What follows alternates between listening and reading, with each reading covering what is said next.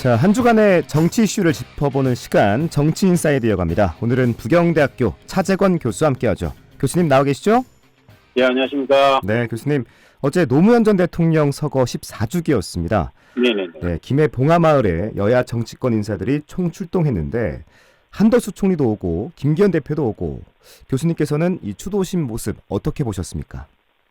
저는 보수 진보를 가리지 않고 여야가 함께하는 모습은 대단히 좀 좋았다. 그리고 그만큼 노무현 전 대통령의 어떤 그림자가 짙다 이런 느낌을 좀 많이 받았습니다. 그래서 그런 부분에서 노무현 대통령을 존경하고 추념하고 이런 것들은 대단히 좋긴 한데, 네. 근데 거기에 나온 여야 이 정치인들이 과연 어떤 마음으로 왔을까 하는 건 또 다른 문제라고 생각을 합니다. 그래서 그렇죠. 한편에서는 총선을 좀 앞두고 있어서 다들 좀 급하긴 급했구나 하는 생각도 조금 들더라. 네. 그래서 정말 오고 싶어서 오신 분들만 계실까 하는 생각도 좀 들었고요. 그래서 역시 이런 노무현 대통령을 기리고 추념하는 문제는 결국은 중도층한테 좀 소구력 있는 그런 행사라고 봤을 때, 네. 그런 부분에서 좀 의식을 하고 오신 분들도 있지 않을까 하는 생각이 들고, 특히 김기현 대표 같은 경우는 이제 국민의힘의 당대표이신데 또 김영삼 전 대통령 생과도 함께 또 동일한 날 이렇게 들르셨더라고요. 네. 그래서 그런 부분들이 이제 국민의힘이 이 행사에 참여하면서도 갖고 있는 어떤 정체성의 고민, 그런 혼돈 이런 것들을 조금 보여주는 경우가 아니었나 하는 생각들도 좀 들더라고요. 네, 교수님께서 노무현 전 대통령의 그림자가 짙어 보인다라고 말씀해 주셨는데, 이 노무현 정신의 해석은 제각각인 것 같아요. 여당과 야당, 친명계와 비명계 발언을 들어보면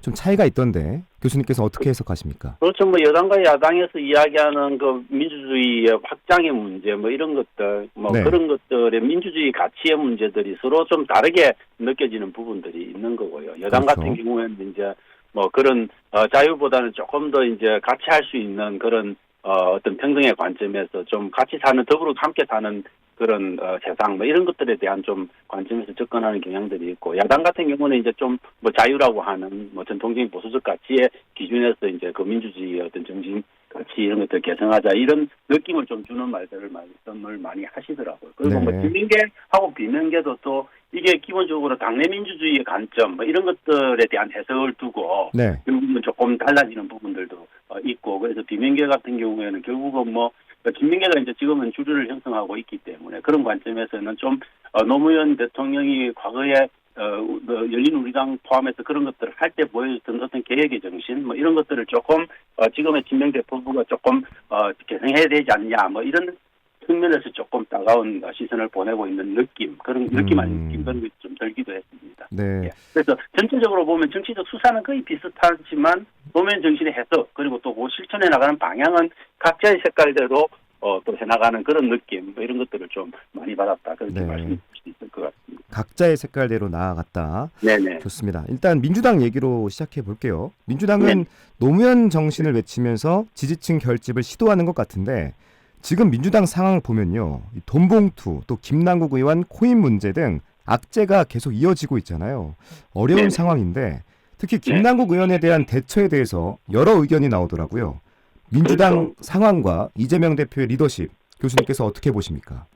결국 김남국 의원이 제2의 어떤 조국 사태로 갈까봐 그런 것들을 염려하는 목소들이 굉장히 좀 많은 부분이 있고, 네. 실질적으로 여러 가지 여론의 반응이나 이런 것들을 보면 그렇게 또 흘러갈 가능성도 있는데, 객관적으로 조국 전 장관이 어떤 정치적 박해의 관점에서 또 해석할 수 있는 여지들도 굉장히 많거든요. 정치적 박해. 정치적 박해의 관점에서 또 해석하는 분들도 많고, 또 그럴 해석될 여지들도 충분히 현실적인 상황들은 그런 것들을 많이 보여주고 있기 때문에 김남국 의원도 결국은 정부 여당이 쳐놓은 프레임 안에서 지생양이 되고 있는 거 아니냐라고 하는 그런 생각들을 가지신 분들이 또 이제 좀 동영적인 여론들을 또 보내려고 하고 이런 것들이 전체적으로 당 안에서 뭉쳐져 있는데, 이 김남국 의원이라고 하는 이 고인 문제가 저는 당에 존재하는 분열의 요소를 좀 더 자극하는 측면으로 작용을 하고 있어서 그런 것들이 이재명 대표가 제대로 봉합하지 않으면 저는 이재명 대표 리더십이 굉장히 큰 충격을 줄 수 있는 문제다. 그래서 적절한 선에서 잘 봉합을 해나가야 된다. 그렇게 봅니다. 왜냐하면 이런 과정들을 통해서 결국은 굉장히 비명계의 핵심적인 인물들이 계속 말들을 만들어내고 있는 거거든요. 그런 것들에 또 어떻게 반응하느냐 이게 굉장히 중요한데 최근에도 지금 보면 최고위원 회의 같은 과정에서도 여러 가지 문제들이 생겨나고 있고 그래서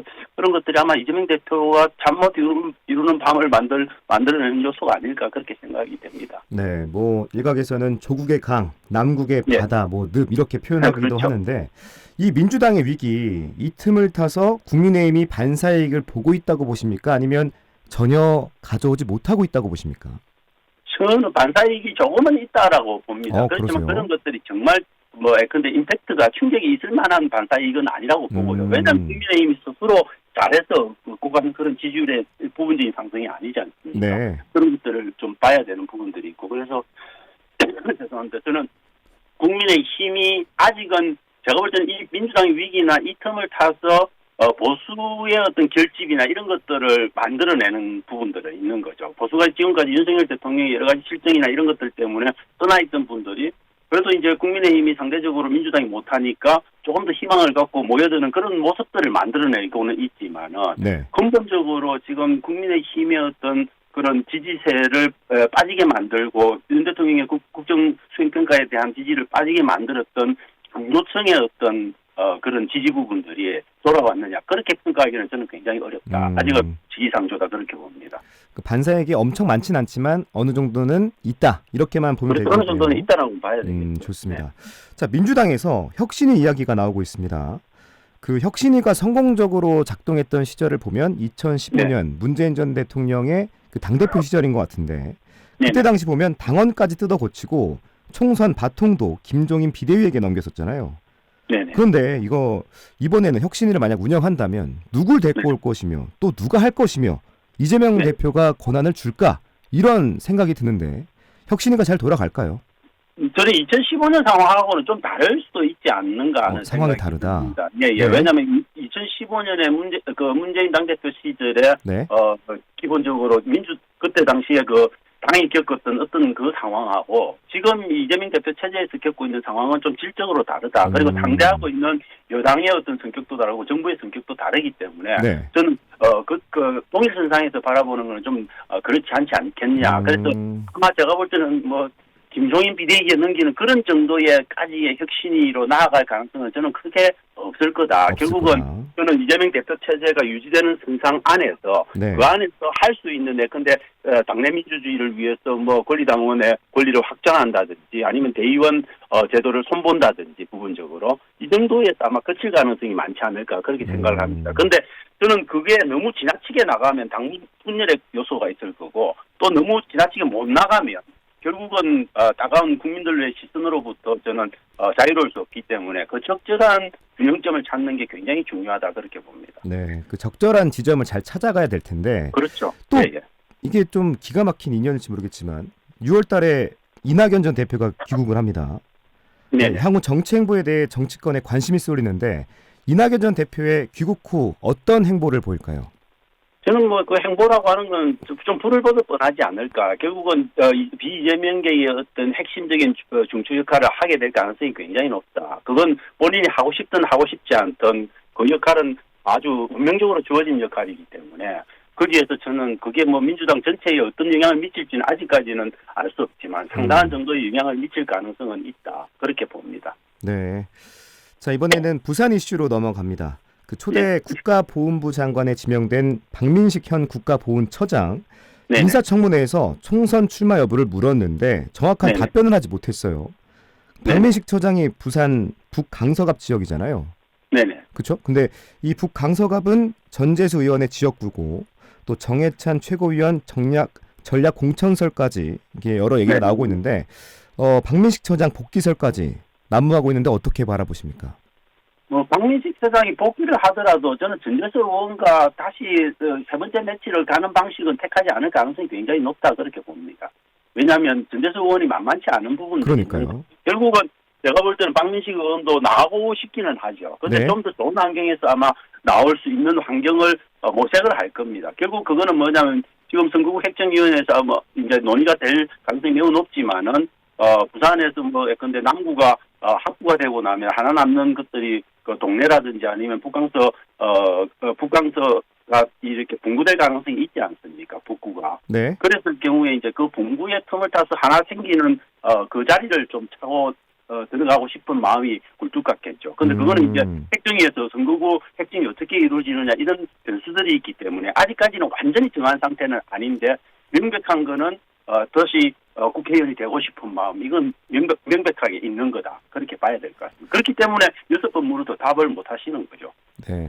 선거구 획정 이후에 그러면 거취를 결정할 거다. 이렇게 해석하면 될까요? 저는 그 선거구 획정이 어떻게 되는가에 따라서 굉장히 좀 달라질 가능성이 있다. 그런데 전재수 의원과의 세 번째 리턴 매치는 저는 되도록이면 피하고 싶으실 거다. 그렇게 봅니다. 알겠습니다. 그 지난번에도 교수님과 함께 방송으로 얘기한 적이 있는데 YS 기념관 명칭을 놓고 부산시와 시민단체 간의 의견이 엇갈리고 있습니다. 네네. 부산시는 YS 기념관 명칭을 그대로 사용해야 된다. 이게 박형준 시장 공약 사항이기도 했고요. 네네. 시민단체는 특정 대통령에 초점 맞춰졌다.